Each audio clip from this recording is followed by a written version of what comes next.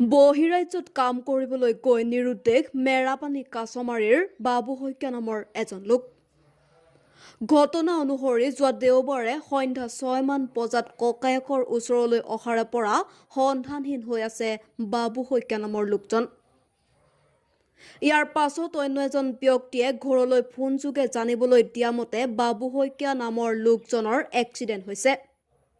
আৰু তেতিয়াৰে পৰা লোকজনৰ সৈতে সংযোগ বিচ্ছিন্ন হোৱাৰ লগতে লোকজনৰ পৰিয়ালৰ সৈতে যোগাযোগ হোৱা নাই। ইফালে বাবু শইকীয়াৰ পত্নী এজনী ছোৱালী আৰু এটি পুত্ৰ সন্তানে অধীৰ আগ্ৰহেৰে বাট চাই আছে যাতে সুশৰীৰে তেওঁ ঘৰলৈ উভতি আহিব। আৰু ঘটনা সন্দৰ্ভত পৰিয়ালৰ লোকে মেৰাপানী আৰক্ষীৰ সৈতে যোগাযোগ কৰিছে যদিও আজিলৈকে কোনো ধৰণৰ সন্ধান লাভ কৰিবলৈ সক্ষম হোৱা নাই।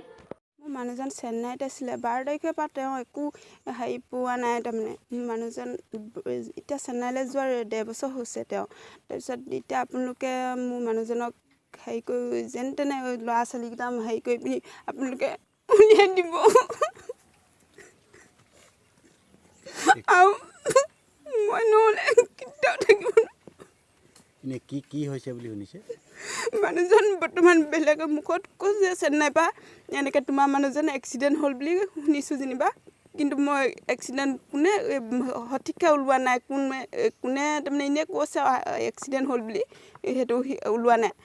আমাৰ নবৌৱে যেনিবা কৈছিলে যেনিবা বোলে আমাৰ দাদাৰ বগৰ এনেকৈ কাজিয়া হৈ আছিলে। তেতিয়া সেই সময়তে যেনিবা আমাৰ নবৌৱে ফোন কৰি দিলে, ভাইটি তুমি যোৱাচোন বোলে, মোৰ মানুহজনৰ এনেকুৱা ককায়তো গা ভাল হৈ মাৰি আছে বোলে, তই কি কৰ বোলে। তাৰপিছত ভাইক গ'ল যেনিবা তেওঁক বচাবলৈ যাওঁতে তেওঁ কি হ'ল নাজানো। সেইটো চেন্নাই কোন জেগাত আছিলে জানে নেকি?